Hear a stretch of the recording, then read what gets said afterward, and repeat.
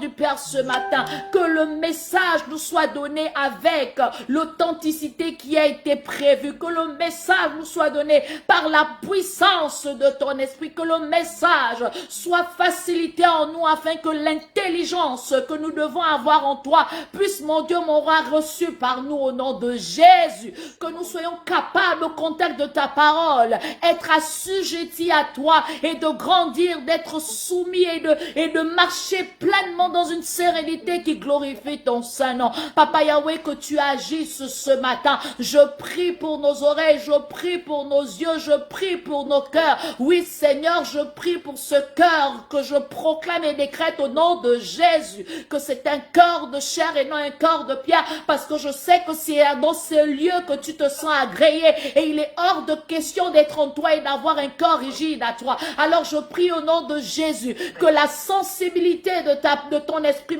nous soit accordée afin que notre cœur soit impacté de la puissance de l'Esprit de Dieu et d'être capable de marcher, d'embrasser les volontés du Père, d'être convaincu, d'avoir une humilité qui révèle l'engagement véritable que nous avons en toi. Je te prie, mon Dieu, mon roi, pour le vase que je suis ce matin. Je ne sais pas prêcher, je ne sais pas comment est-ce que tu as prévu de canaliser ce message, mais je veux dépendre encore de toi, parce que je sais que sans toi, je ne peux rien, sans toi, je ne suis rien, sans toi, je ne peux aller nulle part. Ce matin, je veux m'adresser à tes enfants. Ce matin, je dois partager, je dois transmettre fidèlement ce que tu m'as donné. Alors, je t'en supplie, Papa Yahweh, que je sois véritablement ancré en toi, que je sois véritablement recouvert de ton manteau de gloire et que tu te fasses connaître par ta parole, que ce soit toi que tes enfants entendent ce matin, que ce soit toi que tes enfants reçoivent ce matin, que ce soit toi qu'ils voient ce matin. Je refuse d'être, mon Dieu, mon roi, vu par eux, parce que je ne suis pas celle qui a payé le prix pour eux. Je t'en supplie, mon Dieu, mon roi, que tu parviennes à accomplir l'œuvre que tu as prévue pour chacun de nous ce matin, grâce à ta parole. Béni sois-tu, toi le Saint d'Israël, toi qui n'es pas limité par rapport à la circonstance et par rapport à certainement nos mots qui sont limités. Tu as la capacité de, par la grandeur de ton esprit, d'aller dans les profondeurs non révélées aux hommes simples et d'agir conformément à ce que tu peux voir de tes yeux de Père. Alors je prie au nom de Jésus que tout ce qui n'a pas été demandé par qui que ce soit dans cette atmosphère, grâce à la grandeur du Dieu que tu es, que tu parviennes à accomplir chacun d'eux dans la dimension de ce qui te plaira. Béni sois-tu, toi le Dieu d'Israël. C'est au nom de Jésus-Christ de Nazareth que nous avons ainsi prié, recommandé ces moments, et que les saints disent Amen. Amen. Amen. Alléluia. Est-ce que nous pouvons donner une offrande d'acclamation à celui qui mérite tout honneur, toute gloire, toute puissance? Yes, yes, yes, yes, yes, yes. Nous sommes toujours en évangélisation. Si quelqu'un est connecté sur la famille, sur WhatsApp, sur le Facebook, on connecte, on partage, on fait l'évangélisation. Nous sommes des violents. Nous voulons gagner une multitude d'âmes à la gloire de Dieu. Alléluia. Et pendant que tu partages, si tu as fini de partager, tu es convaincu qu'un membre de ta famille que tu as reçu ce matin a été localisé. Ouvre la parole de Dieu dans Matthieu 11, versets 28 à 30 et nous allons la lire. Matthieu 11, versets 28 à 30. Je lirai dans la version Thompson. Alléluia. On partage rapidement. On ne s'assoit pas, nous allons lire la parole de Dieu. Alléluia. On a déjà perdu les bonnes manières. Forgive. On se tient debout pour honorer la parole de Dieu. Ben, je peux également faire ici, si vous êtes conduit, vous êtes inspiré par rapport à moi, je vais me lever ici. Amen. Alléluia. Matthieu 11, versets 28 à 30. Je lis la parole de Dieu. Venez à moi, vous tous qui êtes fatigués et chargés, et je vous donnerai du repos. Prenez mon joug sur vous et revêtez mes instruments et recevez mes instructions, car je suis doux et humble de cœur, et vous trouverez du repos pour vos âmes, car mon joug est aisé et mon fardeau est léger. Amen. Nous pouvons nous asseoir sur la tête de notre ennemi. Le thème de ce matin qui m'a été donné par Dieu est le repos est divin. Le repos est divin. Nous allons particulièrement nous focaliser sur le verset 28 parce que c'est ce verset qui m'a été confirmé par le Saint-Esprit à partager ce matin la révélation pour chacun d'entre nous. Nous venons de lire comme ça le livre de l'Évangile selon Saint Matthieu. Et dans le contexte historique, l'auteur a souhaité que les Juifs et les nouveaux croyants chrétiens puissent connaître ou encore avoir la confirmation que Jésus-Christ était le Messie tant attendu et que c'était véritablement lui, le fils de la descendance de David et finalement le fils de Dieu. Parce que lorsqu'il a parcouru, encore vécu sur la terre des êtres vivants, il a eu la capacité d'accomplir tout ce que les prophéties révélaient autrefois et il a été capable d'établir le royaume des cieux sur terre de par sa venue. Alors devant cette réalité, Matthieu, qui est un don de Dieu, dont la signification veut dire don de Dieu, était quelqu'un de très conservateur par rapport à sa tradition juive. D'ailleurs, il était quelqu'un de, j'ai envie de dire, de très passionné et de lucide. Alors, il faisait tout et il a tout fait pour que malgré son appartenance ou encore son disciplinat en tant que suiveur de Jésus, il parvenait toujours à garder la direction, la lucidité ou encore à joindre, à ne pas oublier les racines dans lesquelles il avait été tiré, généralement même ou encore de manière récurrente. Nous constatons que de plus en plus la génération présente a du mal à parfois se souvenir de ses racines. Par la grâce de Dieu, Matthieu nous interpelle aussi, toi et moi ce matin, de ne pas oublier nos origines parce que assurément ça nous permet de savoir où nous allons. Jésus-Christ était le Fils de Dieu par le fait qu'il a été engendré selon les révélations des Écritures par l'Esprit de Dieu, mais cependant il avait toute une logique de par sa généalogie qui permettait enfin en sorte que toi et moi nous savions que par exemple la promesse qui avait été donnée au roi David que le trône serait conservé, nous l'observons par sa venue, ainsi de suite, ainsi de suite. Donc toi et moi en Christ, oui, nous sommes sauvés, mais réalisons que nous avons encore le sang d'un parent, nous avons encore des origines, nous avons encore des noms de famille, nous appartenons à des familles et nous ne devons pas oublier d'où nous venons parce que c'est en n'oubliant pas d'où nous venons que nous serons cohérents et nous allons aller dans la dimension de l'excellence. Il faut être un rêveur, il faut être quelqu'un qui n'a pas d'objectif, qui n'a pas de vision de l'excellence pour oublier d'où il revient. Parce que quand tu ne sais pas d'où tu reviens, généralement tu vas faire parfois des choses qui n'ont pas de sens, tu vas prendre des décisions qui révèlent de l'enfantillage, tu vas parfois être un parvenu et ce n'est pas bon. Alors ce matin, il nous conduit dans le chapitre 11. La particularité de ce chapitre, c'est que à la fin, dans la péricope, nous donne au sujet de l'appel, de la révélation de Fils de Dieu. Nous comprenons par la lecture que nous venons de lire que le Seigneur est en train de faire une sorte d'appel ou encore d'invitation. Alors, dans cette partie particulièrement, nous apprécions l'appel au salut ou encore l'appel de Dieu pour des individus ou encore je dirais pour les humains. Donc il n'appelle pas, il n'est pas venu dire je suis venu appeler les Juifs, je suis venu appeler les Sudiciens, je suis venu appeler les pharisiens. Non, il est venu inviter toute personne capable de répondre à son invitation. Et il dit dans son introduction, je relis: Il dit, venez à moi, vous tous qui êtes fatigués. Dans le fait de venir, je disais tout à l'heure, c'était une sorte d'invitation, sinon c'est une sorte d'interpellation.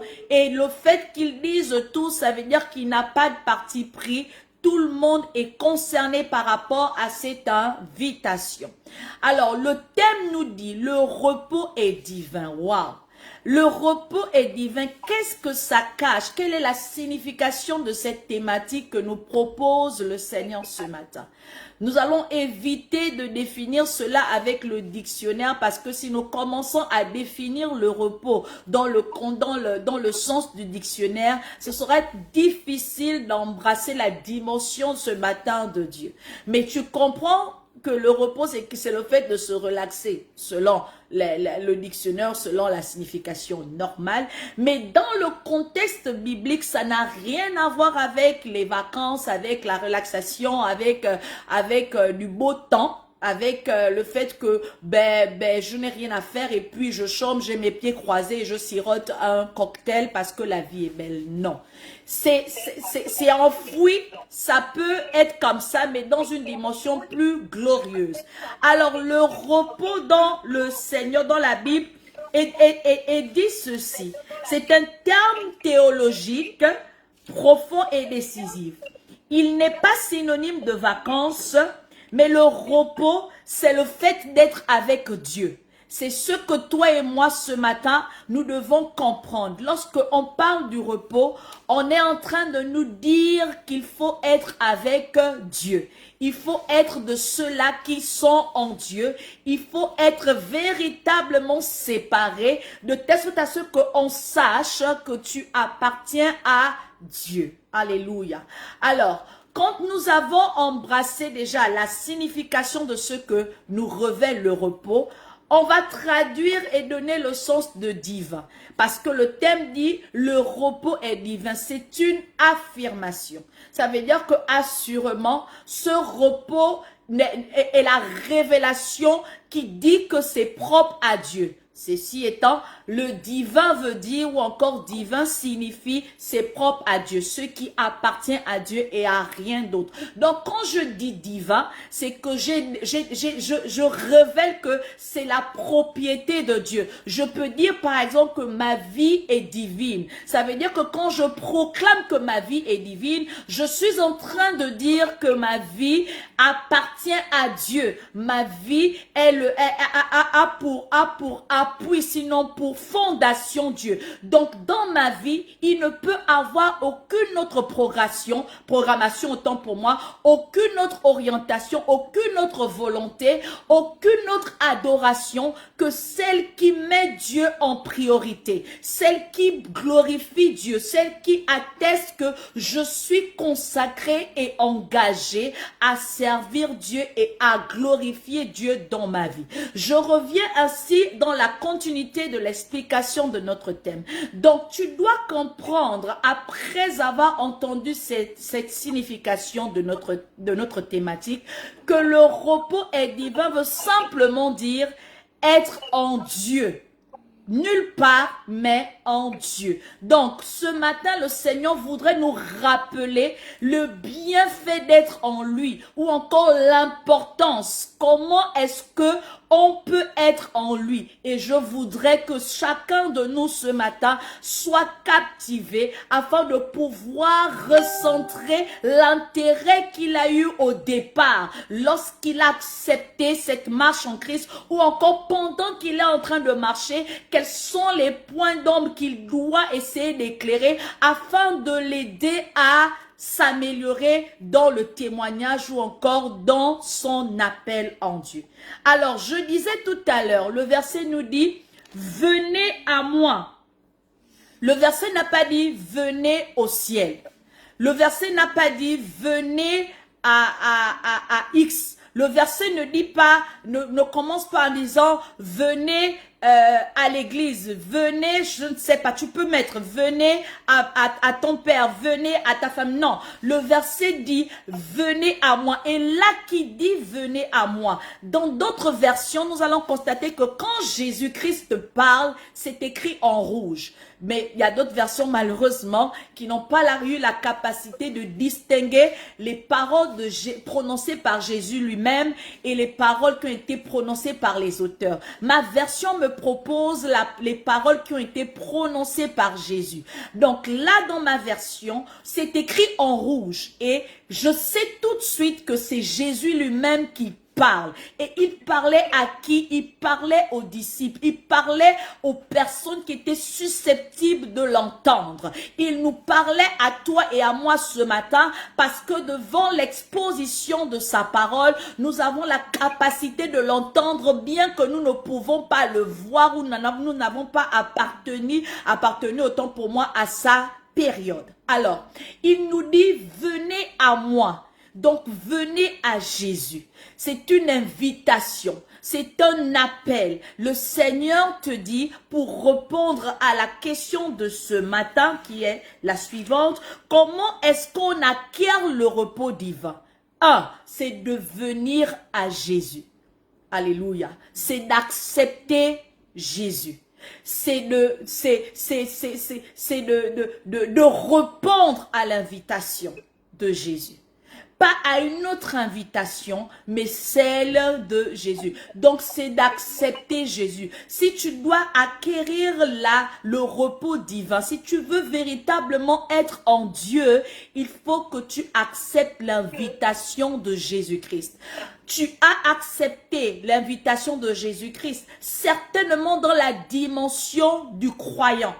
Mais il faut que toi et moi nous sachions ce matin qu'il y a plusieurs dimensions dans cette marche. Et les dimensions qu'il y a et que je peux te dire ce matin, c'est 3 propositions que je vais te partager. Il y a la dimension de la religion. Il y a la dimension de la croyance et il y a la dimension du disciplina. Ça veut dire que dans les 3 dimensions, les niveaux ne sont pas les mêmes et la prise de conscience, les responsabilités engagées ne sont généralement pas les mêmes et ne sont peut-être pas compris de la même manière.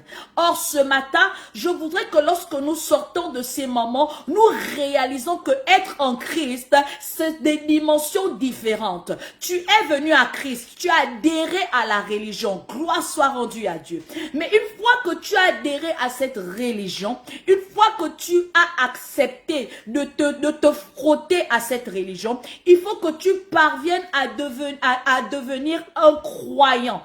Quand tu as atteint la dimension d'être un croyant, après avoir accepté le processus le programme ou encore les clés qui te sont données pour la croyance, il faut que tu décolles de la croyance pour devenir un disciple. Qui est un disciple? Un disciple, c'est celui qui est soumis à un maître. C'est un élève. C'est quelqu'un qui dépend du maître pour aller dans une direction qui va lui permettre de pouvoir s'affirmer en sa qualité d'accompli, en sa qualité d'une personne qui a un mandat, une mission, comme un peu à l'école. Lorsque j'ai inscrit mes enfants dans leur établissement ou encore quand on m'a mis à l'école, c'est parce que je devais être enseigné par un maître pour que je devienne qui je suis aujourd'hui grâce à l'éducation, les formations reçues. Donc, il faut que tu parviennes à t'intégrer dans le programme de Jésus-Christ en devenant ce disciple pour espérer véritablement servir Dieu, parce que la finalité de la programmation que veut nous donner Jésus, c'est de faire de nous des serviteurs comme lui il était au service du Père. Nous ne savons pas le danger que nous courons en essayant d'ignorer la dimension de devenir un disciple. Avant de penser être un pasteur, avant de penser être un prophète, avant de penser être je ne sais quoi trop d'autre, il faut que tu réalises que tu te doit d'être enseigné par la doctrine de Jésus pour devenir cet envoyé qui a été mandaté sur la terre de par ta création.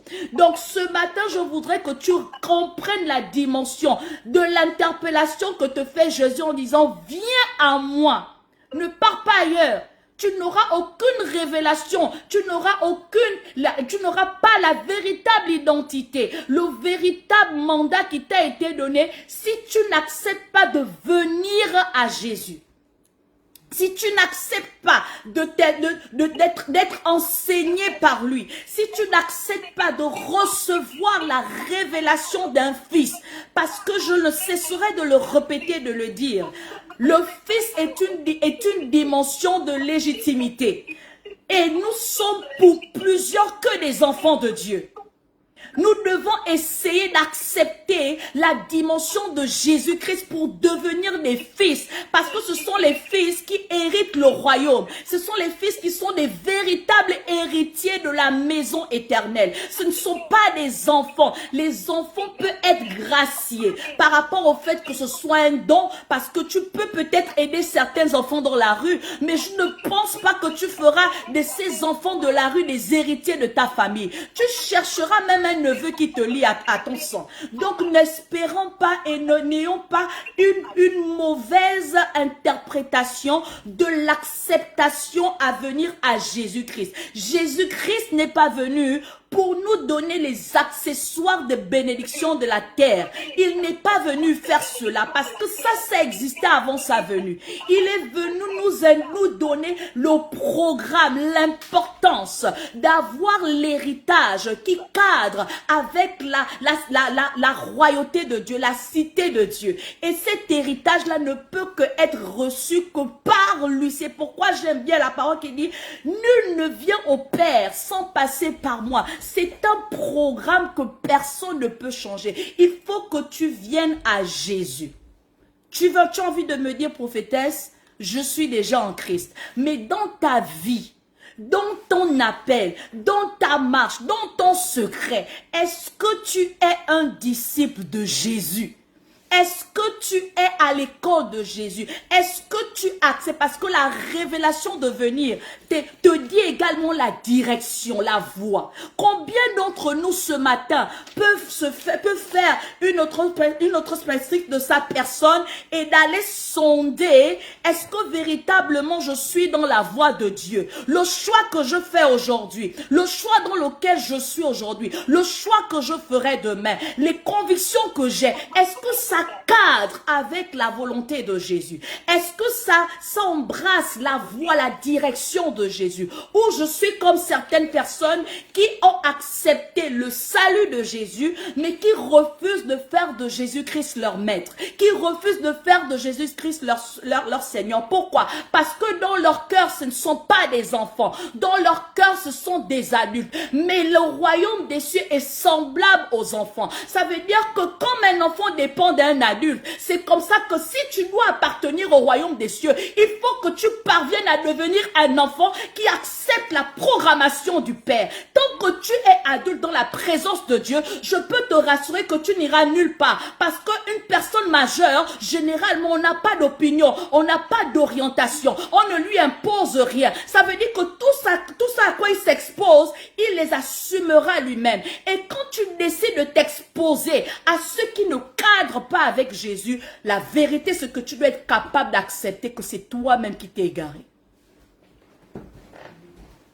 Amen. Ne soyons pas de ces chrétiens qui disent, Seigneur, pourquoi moi ça m'arrive? Pourquoi ça arrive à moi? Pourquoi? Est-ce que tu es resté dans la voie de Dieu? Jésus peut te dire ce matin, quitte Libreville, va à Donguila, va commencer une bergerie là-bas. Et puis toi, tu vas dire à Jésus, non, je préfère plutôt me retirer en tombe parce qu'il y a au moins le courant. Tu as accepté le salut en partant quand même, mais tu n'es pas parti au lieu précis qui est Donguila. Et c'est ce que nous faisons généralement. Ne pas être dans la voie de Dieu, ce n'est pas seulement quand j'ai menti, quand j'ai volé, quand je suis impudique, quand je fais ceci. Non. Il y a des volontés de Dieu, il y a des directions de Dieu qui ne va pas nous arranger et qui n'a même pas le but, qui n'a même pas l'objectif de nous arranger, mais qui doit être respecté parce qu'un enfant, c'est celui qui dépend d'un adulte. Et quand il dépend d'un adulte, c'est qu'il sait que les résultats qu'il devra avoir grâce à la dépendance de cet adulte ne sera que le résultat occasionné par cet adulte. Il faut que tu viennes à Jésus et pas ailleurs. Il faut que tu saches que le repos divin ne s'acquiert pas. Je n'ai même pas envie d'aller d'abord dans l'éternité. Je n'ai pas envie que tu penses d'abord au repos, le repos de mon âme. Non, il y a d'abord le repos. La Bible nous dit encore, nous révèle tellement de repos. Mais ce matin, je voudrais que chacun de nous essaye de ressortir le véritable but qu'il a dans le Seigneur. La véritable compréhension de ce que Jésus-Christ est en train de faire ce matin, de nous révéler ce matin au sujet du repos. Tu es engagé, tu es exposé. Ah, merci Saint-Esprit.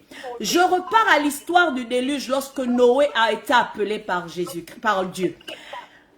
La Bible me dit dans Genèse 5, verset 29, que à la naissance de Noé, Noé déjà symbolisait le fait d'être restauré, le repos, parce que Noé veut dire le repos.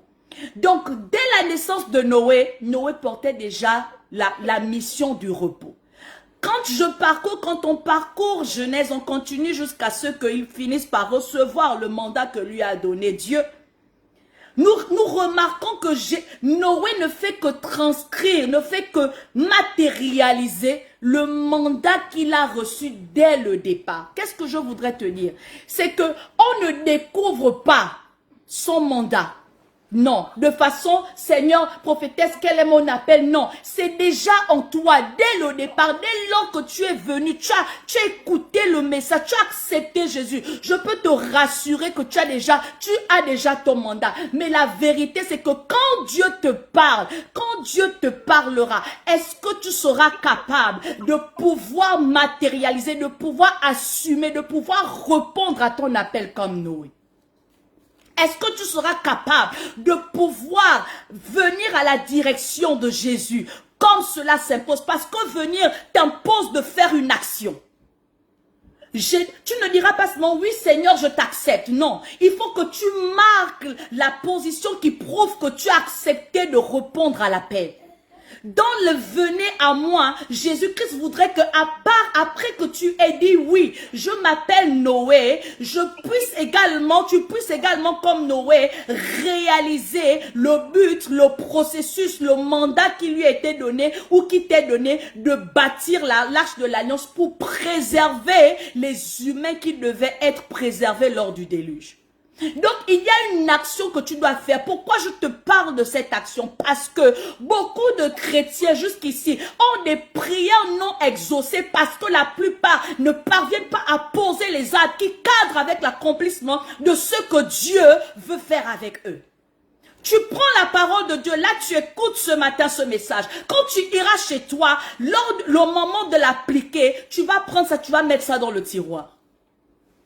Le moment de mettre en application, tu vas trouver des raisons, tu vas justifier. Tu ne seras même pas capable, même au plus profond de toi, d'accepter l'interpellation du brisement que veut occasionner le Saint-Esprit pour que tu parviennes à appliquer ce que Dieu te demande. Tu vas commencer à dire, Seigneur, je pense que on devra attendre un peu 2 ans. Non, je vais attendre. Je connais quelqu'un qui a dit, il va accepter de répondre à son appel lorsqu'il aura 50 ans. Ça veut dire qu'il décide de donner les restes de sa vie à Dieu. Or, Dieu aime ceux qui est jeune. Ceux qui vivent encore. Donc, tu dois poser des actes. On t'a prophétisé. La prophétie, pour qu'elle s'accomplisse, il faut que tu poses les actes. Jésus te dit viens. Il n'a pas dit je viens. Il t'a dit viens. Donc il faut que tu marques les pas qui te conduisent vers Jésus. Et ça c'est de ton ressort. Ce ne sera pas la prophétesse grâce divine qui va t'aider à t'accomplir dans ton mandat. Ce seront les actions que tu poseras qui t'aideront à aller là où Dieu t'attend. Ce que la prophétesse grâce divine te donne, c'est pour t'aider à marquer, à poser des actions. pour te différencier, pour t'accomplir. Elle ne sera pas celle-là qui viendra dire, va appliquer désormais. Non, elle te donne juste le canevas. Elle te donne juste, comme on dit, le carreau lorsqu'on passe les examens. Pour que tu sois capable d'être excellent. Combien d'enseignements qui t'est donné, combien d'enseignements auxquels tu es exposé, et jusqu'ici tu ne parviens pas à appliquer aucun d'eux. Mais Jésus te dit, viens à moi. Ça veut dire que commence à pratiquer, commence à obéir, commence à poser des actes qui prouvent que véritablement tu comprends les messages, qui prouvent que véritablement tu marches dans la voie, qui prouvent que véritablement tu es consacré, qui prouvent que véritablement tu es engagé, qui prouvent que véritablement tu as renoncé, qui prouvent que véritablement tu es brisé par la vérité de la parole de Dieu. Viens à Jésus. Dans le viens à Jésus, il y a également l'action de renoncer. Parce que le fait de venir à quelqu'un, ça veut dire que tu renonces à toi. Ça veut dire que tu oublies tes intérêts. Ça veut dire que tu acceptes de pouvoir te lier. Et quand on décide de se joindre à une personne, il y a des consensus qu'on est obligé d'accepter pour pouvoir cheminer, pour pouvoir marcher avec cette personne. Mais toi, tu es en Jésus, il y a encore des choses qui t'encombrent. Je ne sais pas ce que tu fais avec cette aile-là, alors que l'espace que Jésus a prévu pour toi ne cadre pas avec l'aile que tu portes sur ta gauche. Je ne sais pas ce que tu fais avec ce foulard, alors que ce foulard-là, le plafond est tellement petit que la manière échelle que tu as placé ton foulard ne te permettra pas d'être en confort, dans un confort dans cette pièce. Il faut que tu parviennes à enlever ce foulard pour que tu sois à l'aise dans la pièce que tu as prévue, Dieu.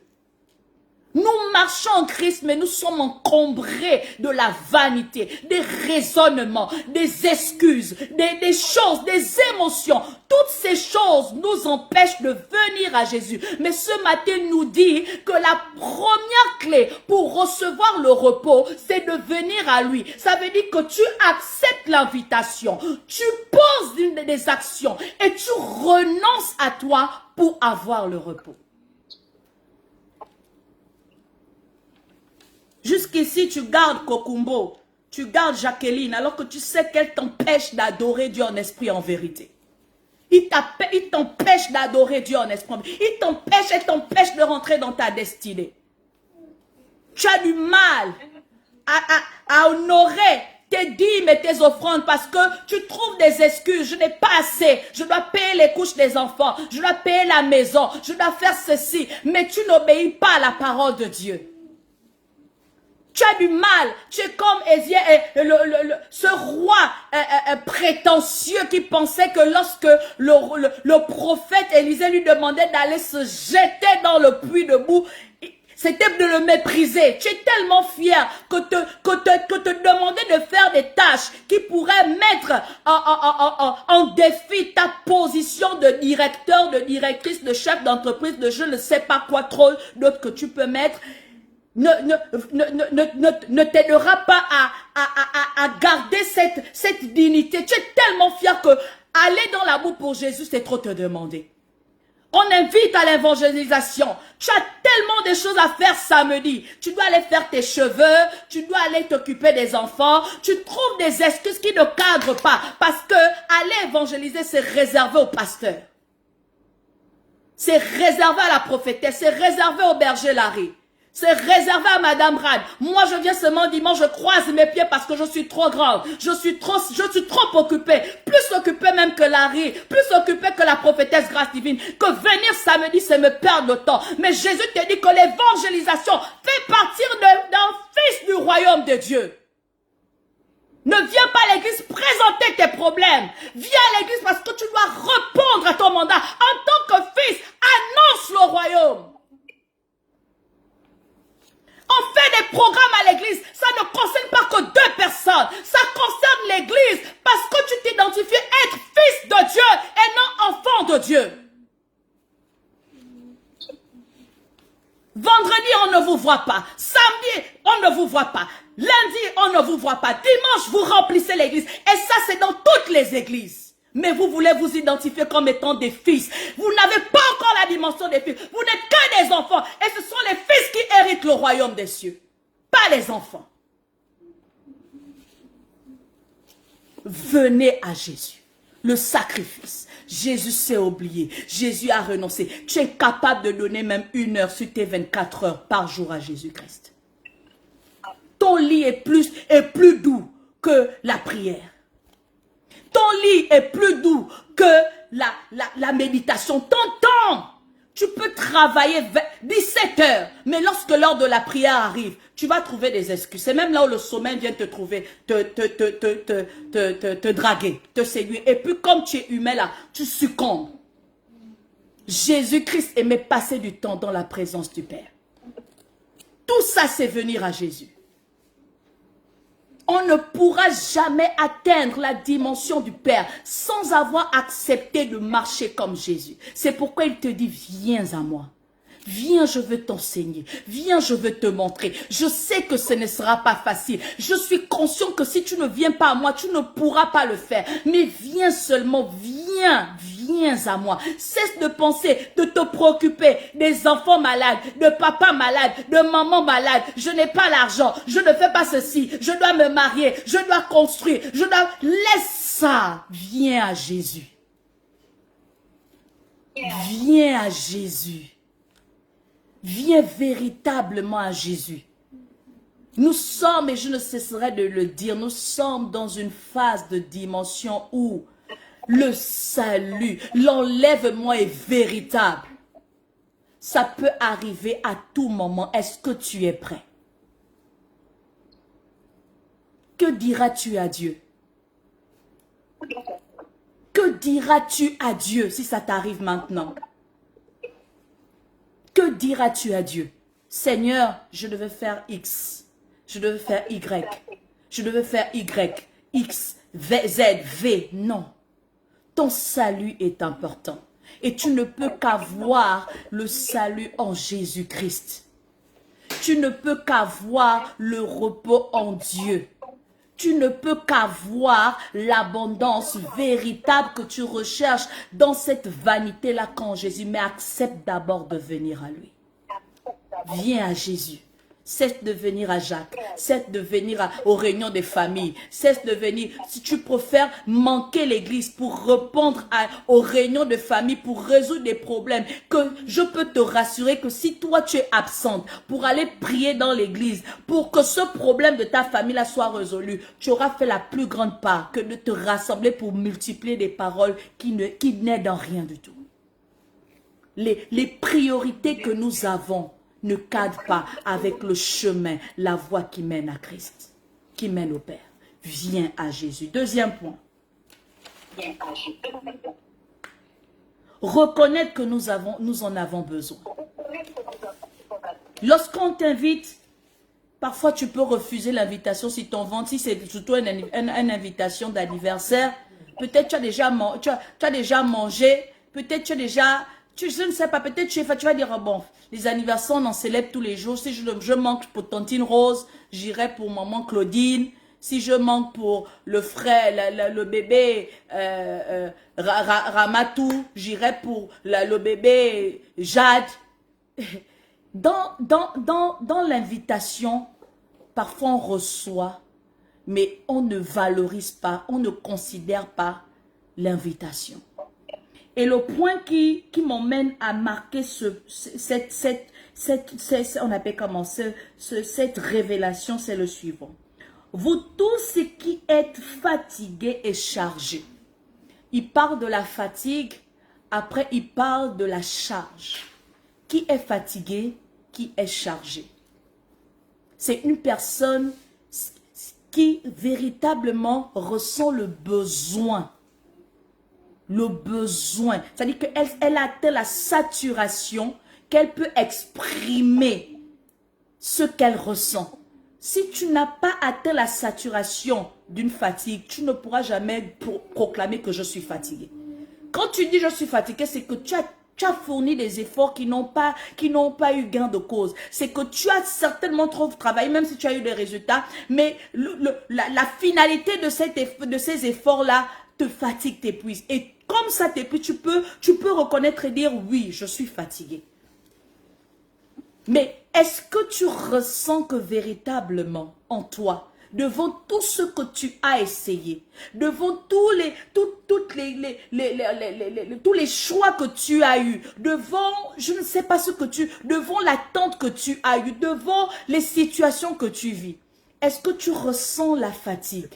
Est-ce que tu ressens le besoin de pouvoir le proclamer et dire oui, là, je sens que j'ai besoin de me reposer. Je sens que j'ai besoin de faire quelque chose qui va m'alléger, qui va me faciliter la tâche. Parce que, comme on peut le dire un adage, c'est celui qui a soif, qui va à la pompe, qui va à la source. Donc, tant que ta soif n'est pas intense en toi, tu n'iras pas chercher la solution. Pour te dire quoi? Généralement, les personnes qui atteignent la dimension de la discipline en Christ, qui atteignent la dimension du disciplinaire, c'est ceux qui commencent à ressentir le besoin d'être véritablement engagés dans l'œuvre de Christ. Ceux qui acceptent Jésus-Christ comme étant sauveur, ce sont ceux-là qui ont tout essayé, comme ces chansons qui disent j'ai marché, personne, j'ai tourné en rond, personne, j'ai fouillé, il n'y a vraiment personne comme lui. Donc, la personne qui a eu l'inspiration de ce chant a véritablement été en phase que les recherches n'ont rien produit, les relations n'ont rien produit, on appelle comme la marche n'a rien produit, au point où elle a conclu, elle est arrivée à un terme où elle dit non, il n'y a que Jésus qui peut venir maintenant à ma rescousse. Il n'y a que Dieu à ce niveau qui peut m'aider. Est-ce que tu te sens tellement fatigué pour accepter l'invitation? Qu'est-ce que tu fais dans ta vie? Qu'est-ce que tu fais en Christ? Tu n'es pas fatigué de faire du surplace. Tu as besoin d'aide. Tu as besoin d'être enseigné. Tu as besoin d'être formé. Tu as besoin d'être accompagné. Tu as besoin d'être établi dans une église. Tu as besoin d'être assisté. Tu as besoin de recevoir les rudiments qui vont t'aider à exceller en Dieu. Tu as besoin de cela. Mais est-ce que tu réalises que tu en as besoin? Ou tu restes dans ton coin et tu penses que on va venir à toi. Jésus-Christ a dit viens. Quand tu viens là, c'est que tu ressens le besoin. C'est que tu commences à réaliser que si je ne fais pas, je ne change pas de position, je ne veux pas m'en sortir. Si je ne trouve pas quelque chose, un remède à mon mal, je veux toujours ressentir cette douleur, elle risque de s'empirer. Est-ce que tu ressens la fatigue? Est-ce que tu ressens le besoin d'être aidé? Ou bien tu es un orgueilleux qui s'auto-suffit à lui-même. On t'a tellement frustré dans les autres églises. On t'a tellement prophétisé que tu deviens familier aux prophéties. On t'a tellement froissé dans d'autres assemblées que tous les serviteurs de Dieu et toutes les églises sont fausses. Est-ce que tu ressens le besoin même d'être établi dans le temple qui est nécessaire et important pour le croyant chrétien? Parce que je dis, si tu n'as pas une église stable, tu es un SDF spirituel. Tu as besoin, il faut que nous sortons de certaines réflexions qui ne nous aident pas à nous accomplir en Dieu. Il faut que nous réalisons le besoin que nous avons d'être en Dieu. Est-ce que tu ressens la fatigue? Est-ce que tu te sens épuisé? Est-ce que tu veux changer? Parce que quand on ressent quelque chose qui nous dérange, on veut trouver la solution. Est-ce que tu veux véritablement être délivré? Vous fatiguez beaucoup des brebis. Vous cherchez les prophètes par-ci, par-là. Quand on vous donne le travail maintenant, respectez. Est-ce que vous êtes prêt à véritablement être délivré? Parce qu'on peut vouloir vous délivrer, mais il faut que toi-même, tu aies le besoin de se sentir être délivré. Est-ce que tu veux véritablement être délivré? Est-ce que tu veux véritablement servir Dieu? Ou tu veux continuer à excuser par le temps? Est-ce que tu sens le besoin? Parce que le prochain point, c'est la charge. Est-ce que tu portes le fardeau? Tu portes le fardeau de la vision de l'église dans laquelle tu es. Tu portes le fardeau de la vision de Jésus-Christ. Tu portes le fardeau du mandat qui t'a été donné. Parce qu'il n'y a que ceux qui portent le fardeau, qui ont besoin du mode d'emploi, qui ont besoin de la formation, qui s'intéressent, qui s'investissent. Parce qu'ils sentent que s'ils ne font pas cela, ils ne vont pas s'en sortir devant les responsabilités qui les incombent, qui sont attachées à leur destinée.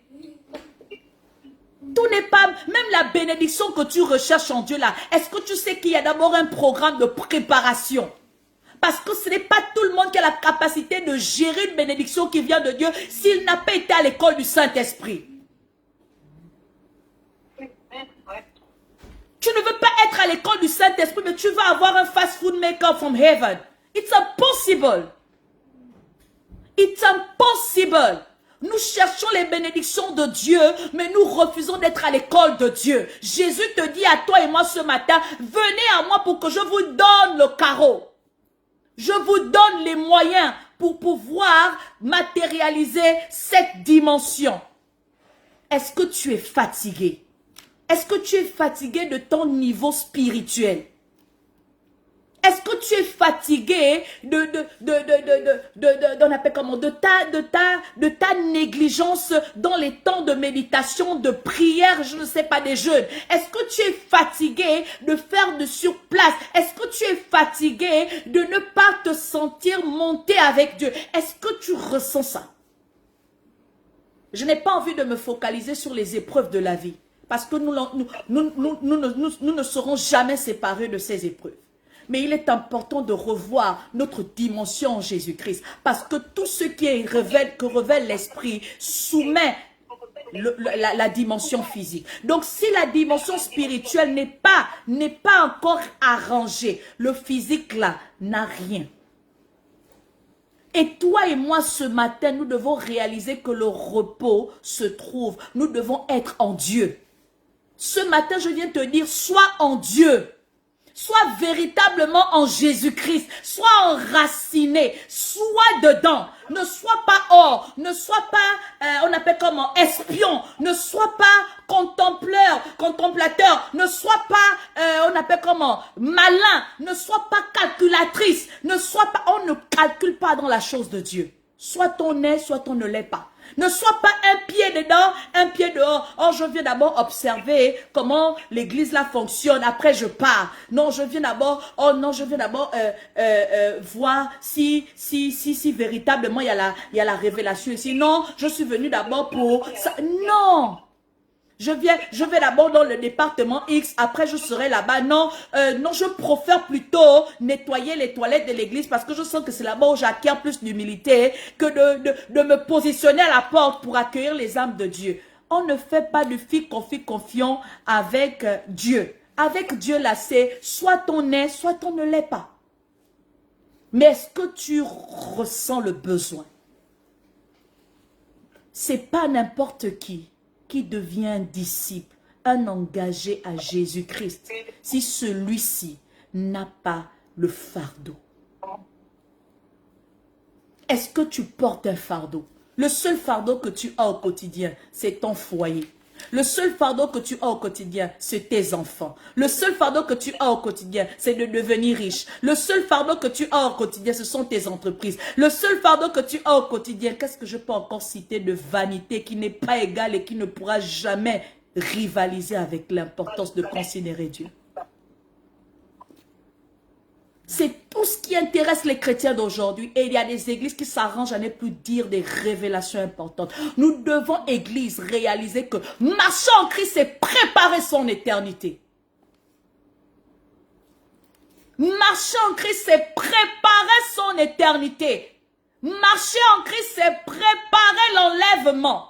Marcher en Christ, c'est d'aller donner le compte rendu fidèle. J'ai accompli ma course, j'ai achevé ma course et j'ai combattu le bon combat de la foi en Christ. Il ne te dira pas combien de voitures tu as alignées dans ton parking. Combien de voyages tu as accomplis. Même les voyages que tu as accomplis, est-ce que tu les accomplis pour la bonne cause? Il ne te dira pas ça. Il faut que nous arrivons à ressentir le besoin pour répondre à l'appel de Dieu. Aujourd'hui, tu sers Dieu avec un zèle parce que tu as un intérêt personnel. Tu veux te marier, tu veux avoir des enfants, tu vas avoir le travail. Mais est-ce que quand Dieu te donnera cette bénédiction, tu seras toujours autant fidèle et engagé, déterminé à continuer, à prophétiser, à témoigner, à servir ce Dieu?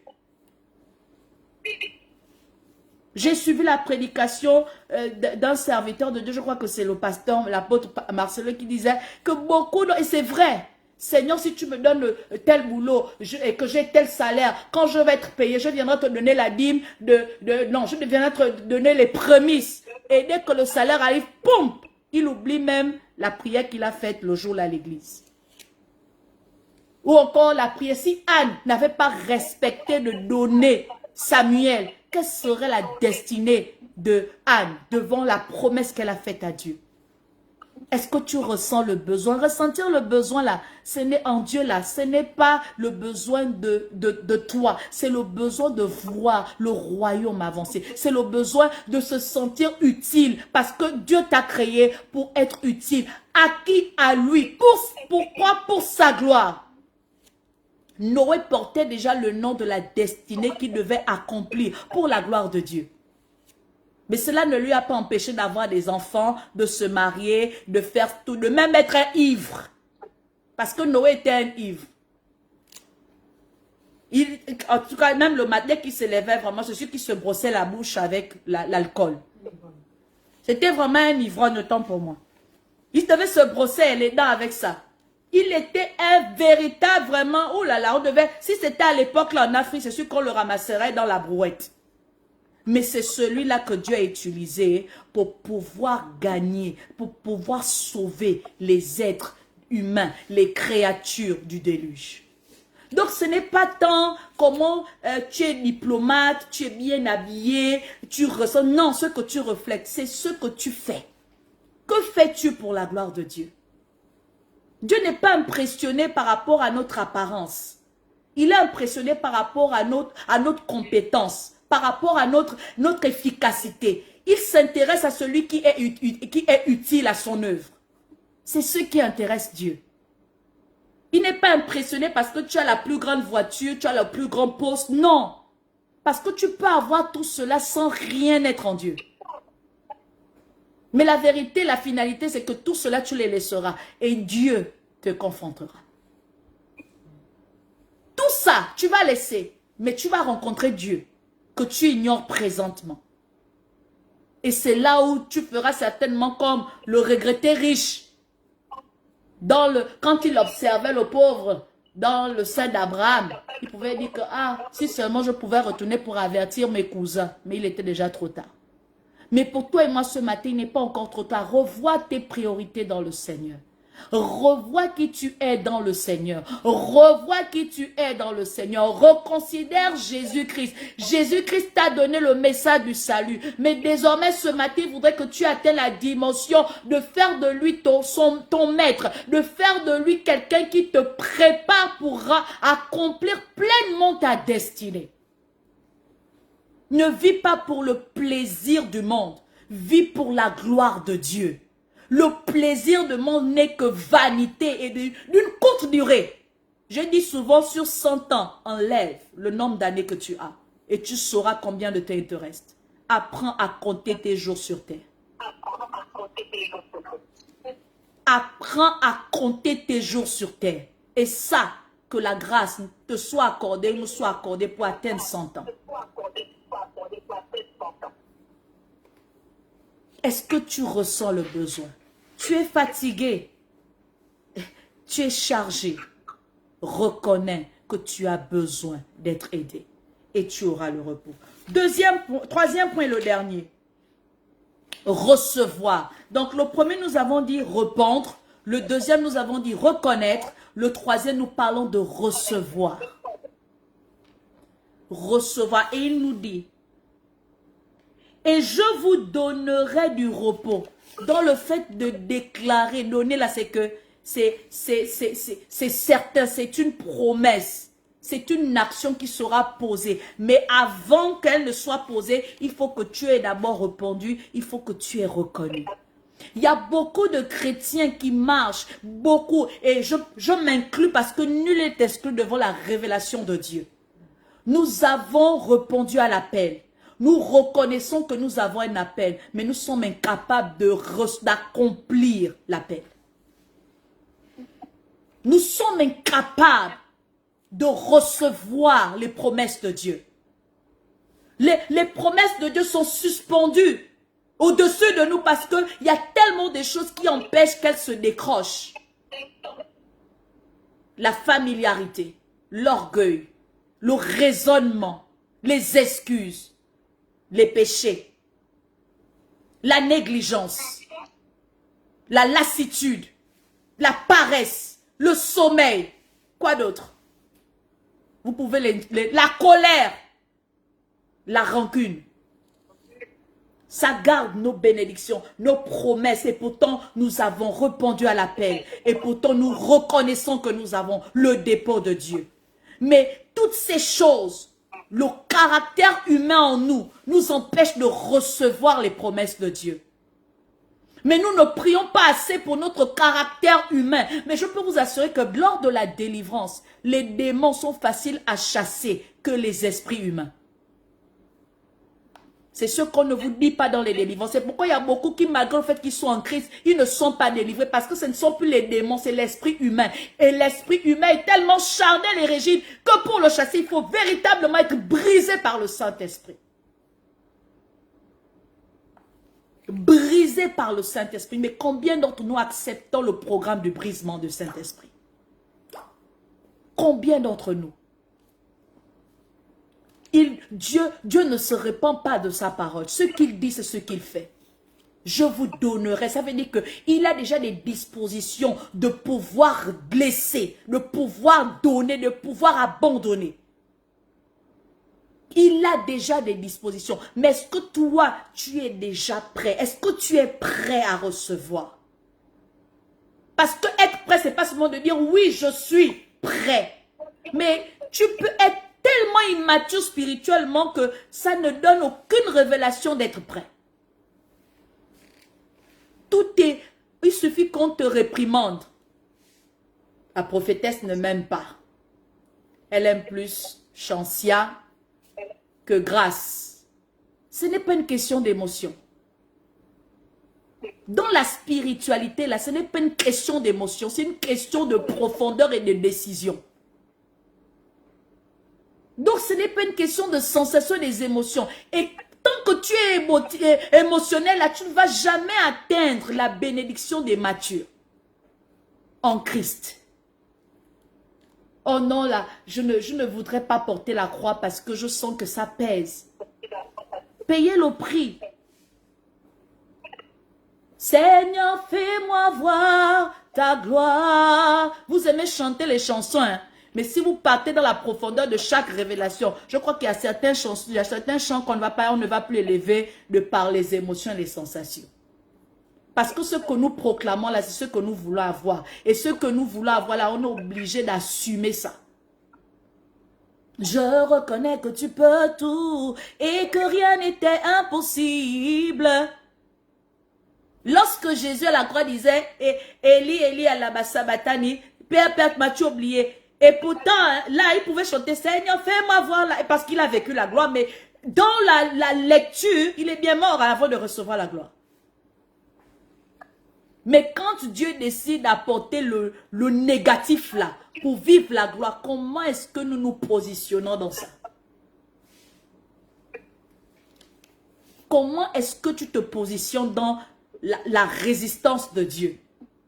Dans l'attente, ça fait combien d'années que tu attends? Toi, tu attends seulement, ça fait 4, on appelle comment? 2 ans, 2 mois que tu es sorti de l'impudicité. Il y a quelqu'un qui a fait 19 ans, que je connais. 19 ans dans le vœu de chasteté. 19 ans. 2 ans. Seigneur, j'ai déjà fait, tu m'as oublié. Ça fait combien d'années? Tu es marié depuis 6 ans, je ne sais pas combien de temps. Tu attends ce bébé. Il y a des personnes qui ont attendu combien d'années? Ça a 70 ans qu'elle a fait le premier bébé. Combien d'années? Mais est-ce que à cause de cette attente, tu dois perdre ta foi? Est-ce que à cause de cette attente-là, tu vas refuser de subir la préparation de Dieu? Est-ce que à cause de l'attente, est-ce que à cause du fait que ça gratte, tu vas tout de suite renoncer à ton engagement, à cette alliance que tu as eue avec Dieu? Est-ce que c'est pendant que tu es déjà en train de t'accomplir dans la gloire que tu vas commencer à ignorer ton départ? Il y a une parole de Dieu qui dit que attention, ce ne sont que les... Il faut faire attention de ne pas être de ceux-là qui ne consomment que les miettes. Hein. Parce que Dieu, avant de te donner le gros morceau, parfois il fait semblant de jeter les miettes pour voir ton attitude et ton comportement. C'est quand il s'est rassuré que certainement les miettes là, tu as été fidèle, qu'il parvient à te donner les gros morceaux.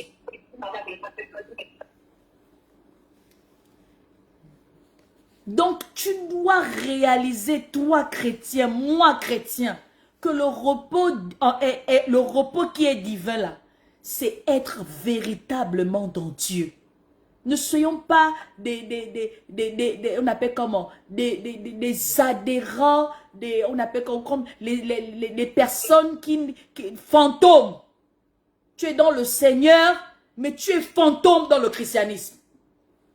On ne te voit pas, on ne te sent pas. Un coup, tu vas à l'église dimanche, mais tu vas en boîte de nuit samedi. Qu'est-ce que tu viens écouter? Hein? Tu es dans ta playlist. Tu suis, dans ton téléphone, c'est toi qui as les films pornographiques, c'est toi qui fait la masturbation, c'est toi. Mais dimanche, on te voit, on appelle comment? Occulte. Comme une sainte nitouche. Tu joues le spirituel, la spirituelle. C'est toi dans ta maison qui a la musique du monde. Et puis, quand tu vois le pasteur, tu mens, tu fais semblant de mettre la louange.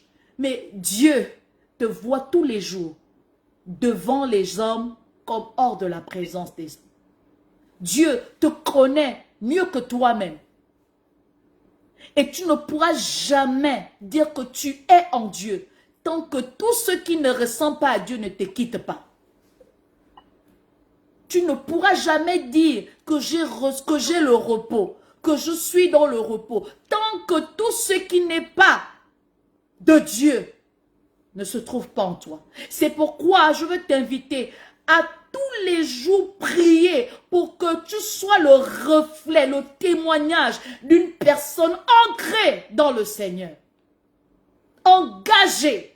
Une personne qui véritablement a renoncé à elle pour suivre Jésus-Christ. Une personne qui réalise l'importance de devenir un serviteur de Dieu, une servante de Dieu, qui n'a rien à voir d'abord avec le sacerdoce, mais les responsabilités qu'elle assume, l'investissement qu'elle a, parce qu'elle est consciente qu'elle doit servir. Parce qu'il est conscient qu'il doit servir. Une personne qui parvient à posséder son Canaan, ne pas l'observer à distance comme Moïse. Dieu t'a promis Canaan, mais tu ne l'as pas possédé. Tu l'as possédé à distance. Il faut que tu fasses partie de la catégorie de Josué qui est rentré dans Canaan et qui a possédé Canaan. Il faut que tu parviennes à dire comme certaines personnes avec fierté, tout est accompli. Le tout est accompli, c'est la dimension des fils dignes de Dieu. Il ne faut pas être de ceux-là qui laissent leur bénédiction inachevée. Il ne faut pas être de ceux-là qui marchent en Christ et qui ne parviennent pas à être constants, qui ne parviennent pas à être sérieux, qui ne parviennent pas à être intègres, qui ne parviennent pas à être loyaux, qui ne parviennent pas à être pleins de révérence. Parce que c'est ça là qui prive de tout accompli. Du tout accompli. Quand tu viens à l'église, quand tu regardes le petit corps de la prophétesse Grâce Divine, là, tu peux la narguer d'un regard. Mais mon bien-aimé, ma bien-aimée, je peux te rassurer que le spirituel ne se fie pas à l'apparence physique. Le spirituel ne se fie pas à l'apparence. Tu ne sauras jamais le jour où ce sera Dieu qui m'aura habillé. Et puis pendant que tu es en train de me regarder comme ça, là, c'est Dieu que tu viens de regarder comme ça.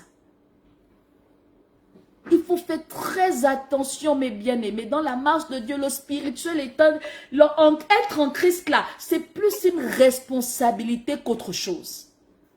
C'est une prise je dirais, c'est l'alliance des matures. C'est pas pour les bébés. Et on doit vous dire ce que cela implique être en Christ. C'est pas pour les plaisantins. C'est pas une cour de récréation. Non. Parce que si tu vas être dans la cour de récréation, tu vas échouer comme dans l'ancienne alliance, avec tous ces patriarches-là qui ont fait des choses extraordinaires, mais qui n'ont pas été capables pour la plupart de dire tout est accompli. Le repos est divin. Le message de ce matin, sois en Dieu, sois du côté de Dieu, sois avec Dieu. Ne sois pas un duel en Dieu. Ne sois pas un hypocrite. Ne sois pas quelqu'un de versatile. Quand ça donne pour toi là, c'est là où tu dis oui, amen. Une fois que Dieu te manque, te prive un peu, c'est là où tu commences à changer ta façon d'être.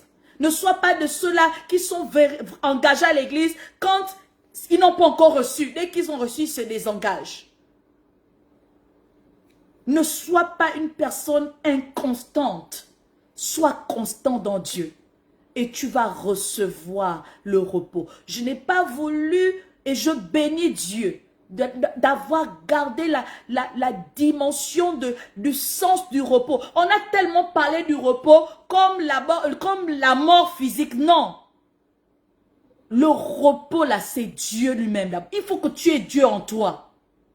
Aie Dieu en toi avant d'espérer l'éternité. Aie Dieu, que le royaume de Dieu soit en toi, que l'église soit en toi, que la crainte soit en toi, que la dépendance soit en toi, que la soumission soit en toi, que la vérité soit en toi, que Dieu établisse son temple en toi. C'est une prière et je dis, nous sommes tous concernés. Nous sommes tous concernés. Faisons de Dieu une priorité dans nos vies, mes bien-aimés. Ce n'est plus l'heure de blaguer. Le temps est fini. Ça va aller très vite. Ce n'est plus l'heure de blaguer. Le temps est fini. Ça va aller très vite. Reconsidérons Dieu dans notre vie. Reconsidérons notre appel en Dieu. L'apôtre Ivan Castano a dit ceci. La longévité en nombre n'a rien à voir, n'a rien de valorisant lorsqu'on ne l'a pas eu comme Abraham ou encore lorsqu'on ne l'a pas vécu comme Dieu voulait. Mais elle a tout un sens lorsque tu as véritablement marché comme Dieu veut. Donc ce n'est pas parce que tu vas durer sur terre que tu es bon ou que tu auras l'éternité. Ce n'est pas ça. Mais c'est comment tu es en train de considérer maintenant ta destinée en Dieu. C'est maintenant. Et c'est ça qui valorisera qui tu es dans le Seigneur. Et la place que tu mérites dans l'éternité. Que Dieu soit établi en chacun de nous. Que le royaume de Dieu, que la crainte de Dieu, que la priorité de Dieu revienne dans notre cœur. Que quand tu te lèves le matin, dimanche matin, que tu ne penses pas d'abord à laver les habits. Que tu ne penses pas à aller visiter la famille. Que tu ne penses pas à la dent qui fait mal. Que tu penses à Jésus qui a payé le prix. Que tu penses à Dieu. Est-ce que Dieu a oublié de te réveiller ce matin malgré ton mal de dents? Et quand tu auras compris cela, tu vas vite t'habiller sans qu'on ne t'appelle que tu viendras à l'église aujourd'hui. Non. Tu vas toi-même, parce que tu deviens responsable de ton engagement en Dieu. Toi-même, tu viendras, tu vas te respecter, tu vas servir. On n'aura pas besoin de te dire, mais tu as quel niveau? Tu n'as pas fait ça pourquoi? Toi-même, tellement tu as commencé à accepter le programme du repos que tu vas t'arranger à suivre les voies de Dieu. En conclusion, nous prenons. Le repos est le confort que nous avons en Dieu.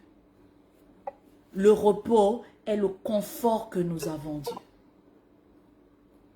Le repos divin est le confort que nous avons qu'en Dieu. C'est mieux dit comme ça.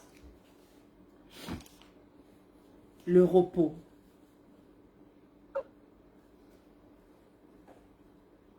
Merci Saint-Esprit.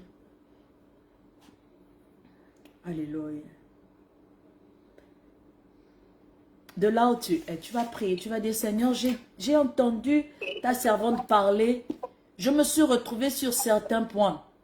Je réalise que j'ai encore des manquements, j'ai encore des choses qui ne sont pas encore comme tu voudrais qu'elles soient. J'ai certainement pas encore réalisé la priorité que tu dois avoir dans ma vie. Mais ce matin, je réalise que lorsque j'entendais repos, je pensais à la mort, alors que le repos que tu m'as enseigné ce matin est la priorité et le fait d'être en toi. Et ce matin, oui, je reconnais, tu es mon sauveur, mais je n'avais pas encore atteint la dimension de faire de toi mon Seigneur. Ce matin, devant cet enseignement, mon Dieu, mon roi, je prie pour ma vie, je prie pour mon témoignage en Christ, je prie pour qui je suis dans l'église, je prie pour le membre que je suis dans Bivic ou dans l'église où j'appartiens. Je veux véritablement intégrer le rabbi que tu es pour moi. Élève ta voix et prie. L'escanto les riabados, sakapale radabash. L'escapare redesconta livrebo, shakariados. L'escampandeli rababez, ahabo shakata. Librebebeus coriados, merebirados santo lebre de shata. Rababu ketenda livredo sia mamache. Les ampika livro da sunda le vescapa. Li kakapa le do zanto le bo sakaria babache. Le sinda levria dobre de sunkata levria bachete kerebo. Rababo santo le bo sakata lebre. Recapanta livrado zapiradesha. Le suka baredo kemperedeha. Libre bebesco rabababosa. Li santo le vekashampa le daski. Li zende li rabebe. Luskepe piranta, li zendeleria gos kabria shama, e zendeleria kapakata, li kakaderia dos, le skimbale deski, le bire de supaka, li babo santo leve, eskira da brebosa, li kapakanta yamamut, li rada sente levi kapaki alevasa, le sindele vos kapa shete keria baba shete kerebo. Seigneur, je te bénis pour ta parole ce matin. Merci parce que ta parole qui nous fait du bien est encore venue nous faire du bien ce matin. Je prie pour chacun de nous ce matin, mon Père qui est dans les cieux, afin que cette parole puisse germer et porter des fruits. Seigneur, il est vraisemblable que longtemps nous avons été enseignés sur le repos des âmes. Mais ce matin, nous voulons d'abord commencer à appliquer l'importance que tu sois, mon Dieu, mon roi, une priorité dans nos vies. Seigneur, nous sommes tellement occupés dans nos journées, nous sommes tellement ailleurs que dans toi, que nous t'avons laissé la seconde place dans nos vies.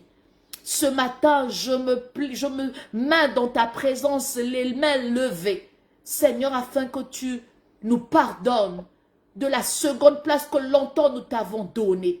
Seigneur, je prie que tu nous pardonnes de la façon négligeable que nous t'avons servi. Je prie, mon Dieu, mon roi, pour la fatigue que nous avons exprimée devant le besoin de pouvoir être des laboureurs de ta moisson, mon Dieu, mon roi. Je t'en supplie, Papa Yahweh, que tu nous permettes de véritablement nous engager dans cette marche avec toi, afin de pouvoir te glorifier dignement comme les rachetés que nous sommes en toi. Je t'en supplie, Seigneur, que nous parvenons à être des véritables disciples de ton royaume. Il n'est pas facile dans la chair, mais ta parole me dit ceci. Rien n'est impossible à celui qui croit. Alors dans la croyance, j'ai la révélation d'avoir la foi. Et la foi est une foi qui se doit d'être expérimentée et connue comme étant être aveugle. Je t'en supplie, Papa Yahweh, aide-nous à franchir cette dimension afin que tu sois glorifié dans notre manière de marcher au nom de Jésus. Seigneur, nous voulons vivre, nous espérons un repos éternel, mais nous voulons d'abord que tu sois une priorité pendant que nous sommes en vie sur cette terre des humains. Je te prie, mon Dieu, mon roi, que là où tu avais l'invitation comme étant un étranger à notre vie, que tu deviennes le propriétaire comme étant celui-là qui détient notre vie. Je t'en supplie, mon Dieu, mon roi, que toutes les justifications que nous avions autrefois ne puisse plus être celle qui nous conduise dans cette voie avec toi. Que nous puissions, mon Dieu, mon roi, venir à toi à Jésus. Que chacun d'entre nous revienne et vienne à Jésus. Que chacun d'entre nous reconnaisse la faiblesse et le fardeau qu'il porte pour ta gloire. Je t'en supplie que les faiblesses soient liées à la chair. Mon Dieu, mon roi, par ton esprit, que ce soit une force dont tu te serviras pour faire avancer ton royaume. Je t'en supplie que les fardeaux, les responsabilités que nous avons et que nous devons assumer en tant qu'appelés, Papa Yahweh, que nous parvenons à atteindre la dimension de reconnaître que sans toi nous ne sommes rien, nous ne pouvons rien. Je t'en supplie, Seigneur, que nous puissions, chacun d'entre nous, à recevoir la bénédiction rattachée à notre vie. Que nous ne soyons plus de ceux-là qui sont disgraciés à cause des choses qui encombrent et qui rendent moins efficace leur accomplissement en toi. Seigneur, que nous appartenons à la catégorie de l'excellence. Je t'en supplie que la médiocrité ne soit plus enregistrée dans notre vie, mais que la vertu, l'amour et la discipline en Jésus-Christ se fassent connaître de par notre vie en toi. Je te prie, mon Dieu, mon roi. Seigneur, nous avons que toi. Je prie que la prière que tu exauces du juste soit exaucée ce matin. Béni sois-tu, toi le Saint d'Israël. C'est au nom de Jésus-Christ de Nazareth que nous avons ainsi prié. Amen.